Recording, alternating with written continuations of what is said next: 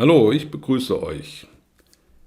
Das vorerst letzte Video zur YouTube-Playlist Fachvokabulare kuratieren, das soll also hier aufgenommen werden.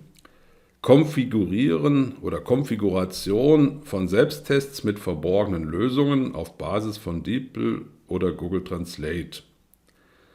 Da muss ich noch ein bisschen weiter ausholen. Das will ich machen. Auf Basis der Fallbeispiele, die ich am Anfang der Playlist schon mal gebracht habe, Vokabelliste zum Thema Datenschutz und Sicherheit. Fangen wir an mit dem Register Auditieren. Da sehen wir eine Wortliste aus dem Buch vom Herd Verlag Datenschutz und Sicherheit. Und diese Liste enthält, das kann man hier sehen, wenn man einfach mal auf den Spaltenkopf A klickt, muss man 2 Worte von der Anzahl abziehen. Da unten rechts steht 4533, hier unten rechts in der Statusleiste. Also 4531 Worte stehen da drin. Und diese Worte, die kenne ich oder ich kenne sie nicht. Wenn ich sie kenne, dann sollten die im Referenzwortschatz enthalten sein.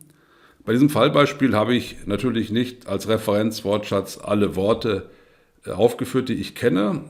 Ich weiß das auch gar nicht so genau, wie viele 10.000 oder 100.000 Worte ich kenne, und davon tue ich ja nur einen Teil aktiv einsetzen.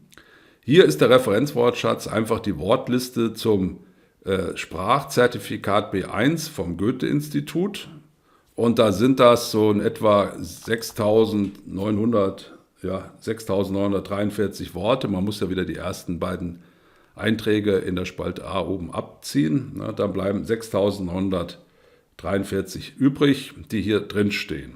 Das ist also jetzt eine Wortliste.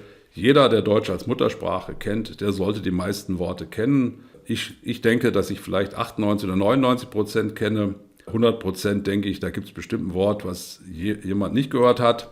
So, das ist jetzt einfach das Gegebene. Diese Referenzwortschatzliste, die kann ich ganz schnell erweitern, wenn ich neue Worte finde in irgendwelchen Fachbüchern, die ich dann auch automatisch katalogisiere. Und wenn ich die dann einfach, weil ich sie kenne, hier unten dran kopiere, dann sind die in Zukunft auch in dieser Referenzwortschatzliste enthalten. Und da muss ich dann auch gar nicht mich weiter drum kümmern. So, schauen wir uns an. Ich habe jetzt ein neues Buch, dieses vom Herd Verlag hier, was hier oben in der Zelle B1 da benannt ist. Da kann man sich auch die ersten 15 Seiten angucken, wenn man mal sehen will, was ich hier so nehme. So, diese Worte, die jetzt hier stehen, das habe ich eben gesagt, 4.531 Worte, da kenne ich einige. Und die in der Referenzwortschatzliste stehen, die sind auch schon weiß hinterlegt. Aber viele von denen, die ich hier gelb hinterlegt habe, die sind nicht in der Liste enthalten, in dieser Referenzwortschatzliste, aber ich kenne sie trotzdem. Um die dann schnell irgendwo anzufügen, entweder beim Lernen, weil ich sie noch nicht kenne, oder in der Referenzwortschatzliste, weil ich sie kenne, die Spalte B, die habe ich hier eingeführt. Flag steht da drüber, ich mache es mal ein bisschen breiter. Dazu muss man wissen, als Physiker hatten wir bei Daten, die irgendwie zu hinterfragen waren, dann auch sowas, wo wir dann so eine Marke gesetzt haben. Ich habe sie also hier Flag genannt. Das ist also üblich im naturwissenschaftlichen Bereich. So, und jetzt könnte ich sagen, okay, ich will jetzt erstmal nur ein paar von diesen vielen tausend Worten untersuchen, um euch zu zeigen, wie verfahre ich damit. Zunächst interessieren mich die weißen Zeilen gar nicht mehr. Die kenne ich ja und die sind auch im Referenzwortschatz enthalten. Deshalb kann ich einfach hier hingehen. Da ist ja ein Filter und da sage ich, da wo wahr ist, die will ich gar nicht mehr sehen, weil die kenne ich ja. So, und jetzt habe ich hier die Spalte Flag. Die kann ich befüllen. Wenn ich jetzt hier durchgehe und schaue mir an, ob Wort kennst du nicht, dann gibt es beispielsweise bei Abbild, das will ich jetzt mal, weil es als erstes da steht, sagen, ich bin mir nicht sicher, ob ich das kenne. Ich bin jetzt in dieser Fiktion hier nicht Deutscher, sondern jemand, der Englisch als Muttersprache oder als Zweitsprache spricht. Und das englische Wort steht hier bei DeepL-Übersetzung, nur ich kann es nicht lesen. Das war früher praktisch so entsprechend dieser Vokabelkarten, die ich da als Schüler oder Student hatte vor 40, 50 Jahren. Da habe ich dann auf der Vorderseite die Vokabel, die zu lernen war, stehen gehabt und auf der Rückseite war dann die Übersetzung oder die Erklärung. Und das ist also hier, was schwarz ist. Jetzt will ich mal schauen, Abbild, ja, Picture, Image oder sonst was, könnte das sein? Dann klicke ich hier ins Schwarze und da oben steht Image.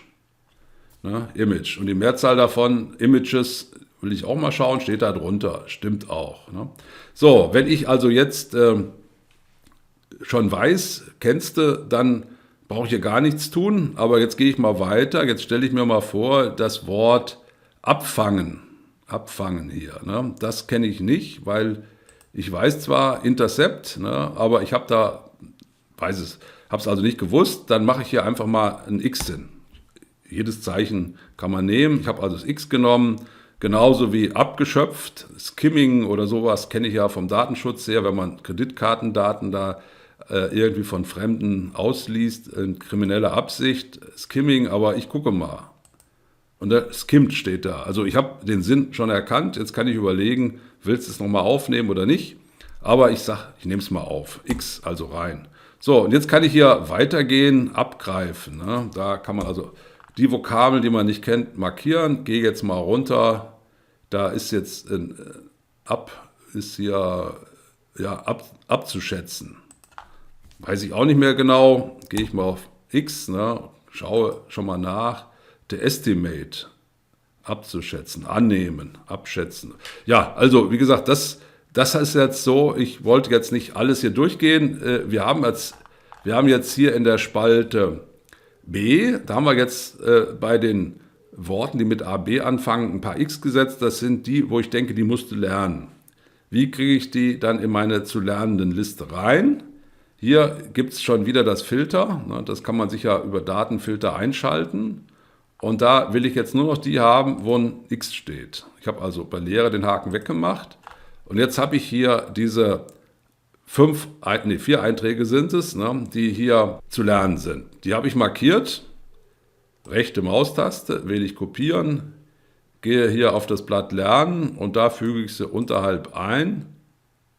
Da haben wir sie. Und jetzt könnte ich natürlich auch gleich das, was hier als Formel steht, das könnte ich mit einem Doppelklick nach unten kopieren. Und dann könnte ich mal schauen, abgreifen, was sagt da Google beispielsweise zu abgreifen aus. Habe drauf geklickt, da ist das Wörterbuch, in diesem Fall Oxford Languages. Ja, Wiktionary ist auch dabei, habe ich aber auch eine Spalte für. Und durch häufiges Anfassen abnutzen oder durch häufiges Anfassen abgenutzt werden. Ja, das ist also hier im Zusammenhang mit Farbe. So, und da kann man sich also hier viele Nachschlagewerke anschauen. Sinnvoll ist auch in diesem Fall abgreifen. Es könnte ja ein ähnliches Wort auch geben, ne, was ich da vielleicht im Englischen kenne. Habe ich draufgeklickt. Da haben wir jetzt den Open Thesaurus. Ne, abgreifen, abfragen, auslesen. Ne, das ist also hier das, was da also möglich ist. So, ich will das jetzt nicht vertiefen. Also auf jeden Fall seht ihr, ich kann also hier gleich Sinn mit verknüpfen, wenn ich das hier in meine Liste der zu lernenden Vokabeln übernehme. Jetzt kommt noch die andere Variante. Ich habe ja hier beim Auditieren die ausgewählt, wo hier ein X steht. Jetzt möchte ich aber alle, die mit AB anfangen, wo kein X steht, haben. Was mache ich da? Dann habe ich hier die Möglichkeit, auf das Filter zu klicken. Ich wähle das X ab, wähle nur durch die leeren. Die leeren, gehe auf OK. Und jetzt habe ich hier jetzt habe ich also alle hier noch stehen, die kein X in der Spalte haben. Dann muss ich einfach hier die markieren, die ich da brauche. Alle, die mit AB anfangen, hört hier bei Access auf. Ne? Also die wollte ich jetzt betrachten. Die kopiere ich. Und dann gehe ich hier auf die Referenzwortschatzliste ganz unten drunter, unter die 12. Ne, da habe ich ja die nächsten freien Zeilen und da füge ich die ein. Mit der rechten Maustaste wähle ich Einfügen und da stehen sie. Was sollte jetzt automatisch passiert sein? Die sind ja jetzt nicht mehr unbekannt. Wenn ich jetzt zurück zum Auditieren gehe, dann sehe ich hier, da steht überall wahr. Ja, und wenn ich jetzt den Filter wieder rausnehme, hier, ne, alle auswählen, auch die mit dem X, dann sieht man, alle rausnehmen mit dem X und ich muss natürlich auch sagen, Referenzwortschatz, da will ich auch wieder alle auswählen. Ne. Das heißt, die, wo ein X steht, da müsste gelb hinterlegt sein und die anderen kenne ich ja, weil ich die in den Referenzwortschatz übernommen habe. Nachdem ich jetzt den Sinn dieser Arbeitsblätter Auditieren, Lernen und Referenzwortschatz erklärt habe, bleibt jetzt noch, wie komme ich dann an die Übersetzungen. Das Problem will ich mal zeigen, wenn ich hier auf Lernen gehe, dann habe ich hier durch das Ausfüllen nach unten überall Unknown stehen. Ganz einfach deshalb, ich habe ja nur die erste Zeile hier nach unten ausgefüllt. Und wenn hier Known drin steht oder Unknown drin steht, dann wird das natürlich überall als Konstante übernommen, während die Formeln ja hier überall angepasst werden. Wir sehen das ja hier bei dem Verweis auf die Zeile 8. Ne? Und wenn ich nach oben gehe, wird die Zeile 7 genommen. Das ist also überall passiert, wo Formeln stehen, weil die Formeln von mir richtig konfiguriert sind. Aber die Übersetzung hier, die ist natürlich falsch. Ich fülle das jetzt mal von unten nach oben aus. Damit habe ich jetzt keinen Eintrag mehr. Das Ganze kann ich natürlich auch mal hier zeigen. Hier lösche ich einfach mal von hier oben bis unten hin alles raus. Da gibt es ja diese Funktion alle löschen. Und jetzt, ja, ich sollte auch die Filter entfernen, weil die brauche ich ja nicht. Oder ich habe ja, wenn ich die eingeschaltet habe, eventuell gar nicht alle Zeilen, wo ich jetzt eine Übersetzung bekomme. Daten, filtern, jetzt sind die abgeschaltet. So, das ist jetzt, was ansteht. Ich will jetzt zeigen, wie man hier die DeepL-Übersetzungen für diese 5 Worte hier bekommt. Dazu starte ich einfach mal DeepL Translator und da bin ich jetzt in der kostenlosen Version, steht ja auch da oben kostenlos, und dort nehme ich einfach die Worte hier und kopiere die. Die kopiere ich und dann gehe ich hier hin und setze die einfach hier ein. Dass das Deutsch ist, wurde automatisch erkannt. Im Augenblick sind die nach Englisch übersetzt worden, aber ihr seht, wenn ich hier sage, oh, meine Muttersprache ist Lettisch, dann kann ich da einfach draufklicken, genau wie auf die 27 anderen Sprachen. Und dann habe ich das. Ich wähle aber jetzt Englisch, Britisch. Und dann kann ich hier das kopieren, was hier steht. Ne? Übersetzung kopiert, sagt er auch. Und dann gehe ich hier hin und füge das einfach hier ein. Und dann sollte ich noch, schwarz ist die Schrift schon, aber einen schwarzen Hintergrund einstellen. Und das geht im Register Start über diese Schaltfläche und da wähle ich schwarz. Und schon habe ich hier die DeepL-Übersetzungen für die neuen unbekannten Worte, die hier auf dem Register Lernen stehen. Der DeepL-Übersetzer, der kann aber in der kostenlosen Version nicht die ganze Liste auf einmal übersetzen.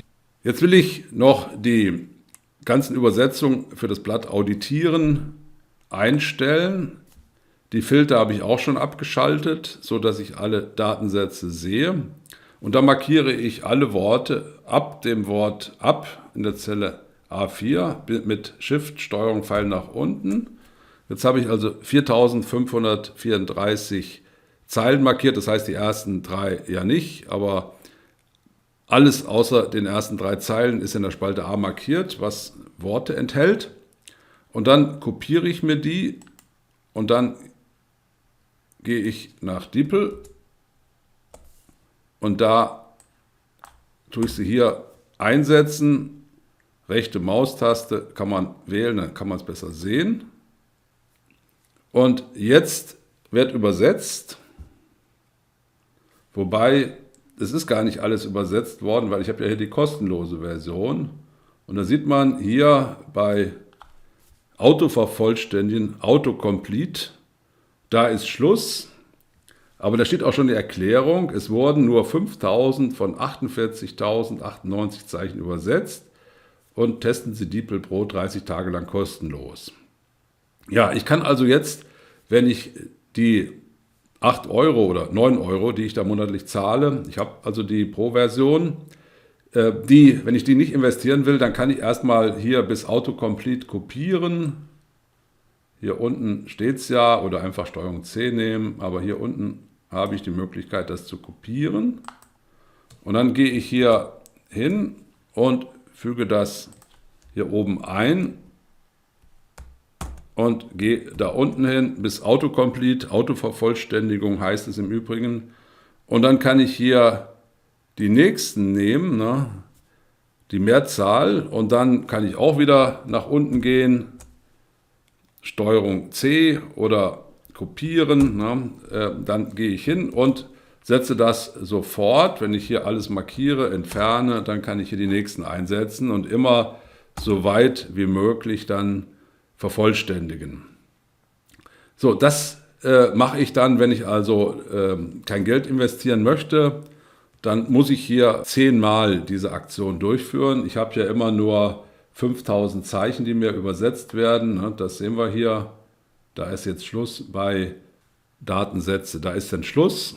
Und dann müsste ich also hier bis Data Records, Datensätze, bis dahin habe ich dann übersetzt. Und so kann ich also dann schrittweise übersetzen. Das ist natürlich völlig unbefriedigend, wenn man das öfters macht, beim einmaligen Akt und man hat kein Geld oder will da kein Abo abschließen, dann ist das okay, dann macht man das. So, jetzt will ich aber die Profi-Version einsetzen. Ich habe ja die Profi-Version, gehe ich hier auf Anmelden und da stehen schon meine Daten, anmelden. Und jetzt kann ich da ganz anders verfahren. Ich gehe nochmal hin, lösche hier auch nochmal alles raus.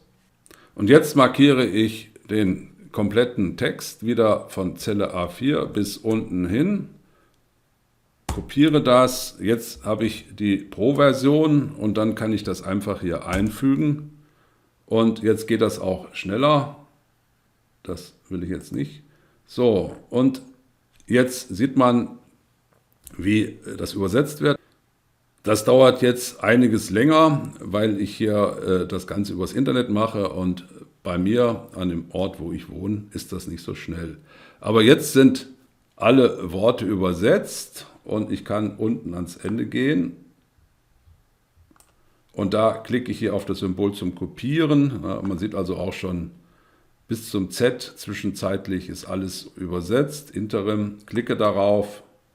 Jetzt ist das in der Zwischenablage. Jetzt gehe ich hier hin und wähle die Zeile, wovon das absteht. Und da füge ich es ein. Ich mache es jetzt mal hier übers Menü. Da wähle ich also jetzt einfügen. Ne? Images. Und jetzt schauen wir ganz unten, Interim.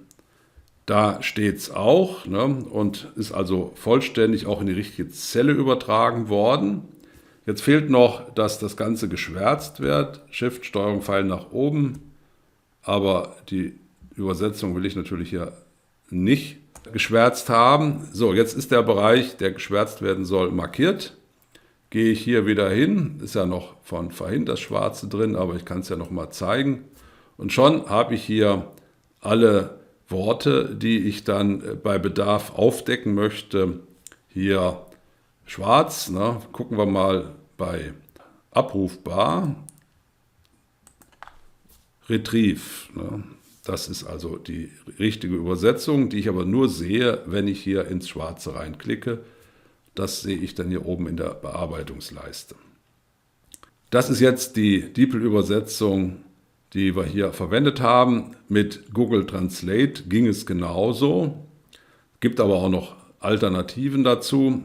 Müssen wir jetzt nicht alle ansprechen, dann würde das Video nur unnötig lang. Wenn ihr dann mitmacht, dann können wir natürlich über Verbesserungsmöglichkeiten sprechen und über Alternativen. Und wenn es Interesse gibt, man kann hier auch Multiple-Choice-Tests kreieren oder mit Moodle entsprechende Testfragen, aber das wäre dann fast ein eigener Kurs, weil da kann man also auch schnell eine ganze Menge Zeit mit verbrauchen, wenn man alles zeigt, was da machbar ist. Ich bedanke mich und freue mich, dass ihr hier auch im 9. Video bis zum Ende zugehört habt und sage Tschüss.